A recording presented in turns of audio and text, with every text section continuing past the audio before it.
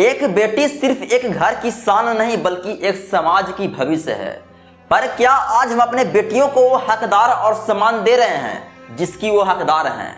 आज भी हमारे समाज में कई जगह ऐसे हैं भाई बहन जहां बेटियों को बोझ समझा जाता है, उन्हें उनके सपने देखने से पहले ही रोक दिया जाता है। यस या नो? तो चलिए देखिए, एक सर्वे के अनुसार भारत की जनसंख्या लगभग 144 करोड़ है, जिसमें से 743 लाख पुरुष और 698 लाख महिलाएं शामिल है और इससे सेक्स रेशियो लगभग 106 पुरुष प्रति 100 महिलाएं होते हैं। यानी कि अगर हम समझें तो महिला और पुरुष के बीच की अंतर 45 लाख का है। मतलब कि महिलाओं के मामले में 45 लाख पुरुष ज्यादा हैं। तो आखिरकार ऐसा क्यों? Are you know that? जानते हैं आप? इसका कारण है भाई बहन, बेटों और बेटियों के बीच में भेदभाव करना, बेटों को ज्यादा सम्मान और अधिकार देना, बेटियों को बोझ के रूप में देखना, बेटियों को इस रूप में देखना कि ये कुछ नहीं करेगी, अपनी जिंदगी में कुछ नहीं करेगी, ये बोझ है हमारे घर की। और यही है जो एक बेटी को हमारे समाज में नीचा गिरा देती है और गिरा रही भी है। तो आज मैं आपसे एक प्रश्न पूछना चाहता हूं कि अगर आपके घर में कोई बेटी जन्म लेगा तो क्या आप उसे पढ़ाएंगे, लिखाएंगे? क्या आप अपने बेटियों को बेटों जैसा आदर सम्मान दोगे? आदर सम्मान दोगे, अधिकार दोगे आप? यस या नो? ये प्रश्न है और इसका उत्तर आपको कमेंट में देना है। उत्तर आपको कमेंट में देना है भाई बहन, क्योंकि एक बेटियों की सवाल है, बेटियों की सवाल है। आज भारत में क्यों 106 पुरुष पर 100 महिलाएं हैं? क्यों? क्यों? व्हाई? हैं? क्यों? I know that? जानते हैं आप? जानते हैं भाई बहन? जानते होंगे आप।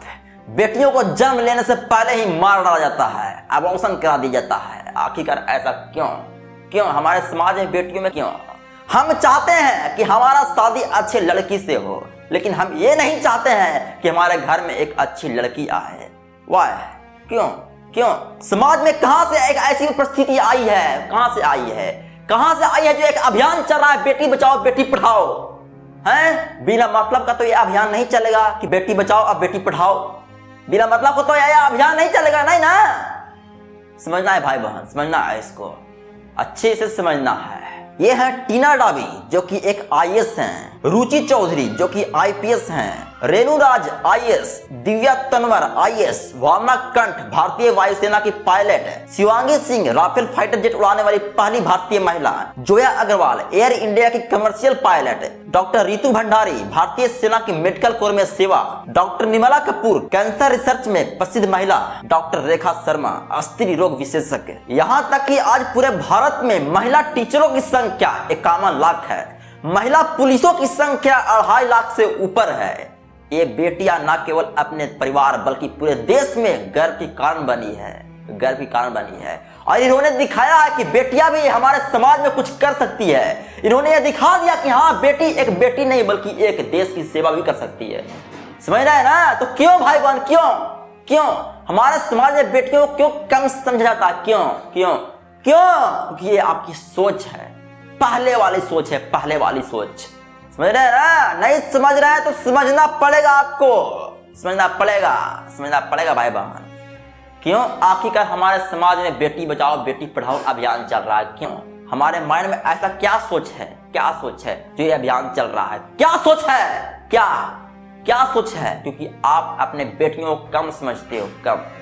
अगर आप कम समझते हो भाई बहन तो आप अपने जिंदगी में एक बात याद रखना है कि आप जहां से आए हो वो भी एक किसी का बेटी थी।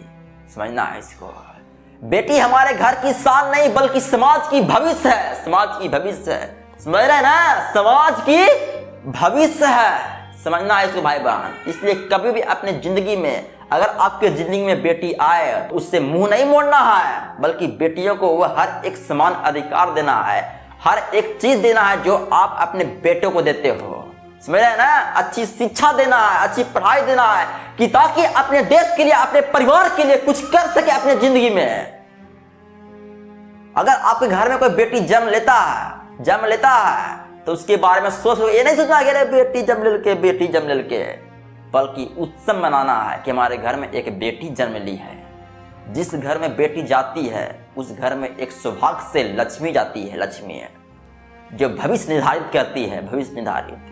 समझ रहे हैं ना भाई बहन ना, समझना है। इसलिए अपनी जिंदगी में बेटी बचाओ बेटी पढ़ाओ नहीं, बल्कि बेटी है तो देश है, ये समझना है आपको, समझना है ना, समझना है। इसलिए घर में कोई बेटी के रूप में जन्म ले तो उसे आदर सम्मान देना है, इस सोच से उसे बड़ा करना है, समझ रहे हैं ना, समझना है भाई बहन। क्योंकि मैं आपके लिए कर रहा हूँ, आपके लिए, आपका ही पहचान बनेगा, समाज में अच्छी भविष्य बनेगा, समझना है इसको भाई बहन, समझना है, समझ रहे हैं ना, समझना है भाई बहन।